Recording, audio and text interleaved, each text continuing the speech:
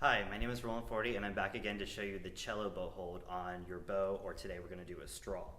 So I have my marker, and what I'm going to do, I'm going to show you some checkpoints on your right hand, or the cello bow hand, of where you're going to touch your straw, or eventually the cello bow. As you can see, I have my hand out flat. I'm going to put a little mark right here, and on my second finger, pretty much in a similar spot. Here on my ring finger, I'm going to get a little closer to the actual first joint of that finger, and then here I'm going to put it on the pad. All right? So as I have those checkpoints covered, I'm going to get my straw, and I'm going to do the overhand approach first. Essentially, these are going to be exactly where I touch the straw.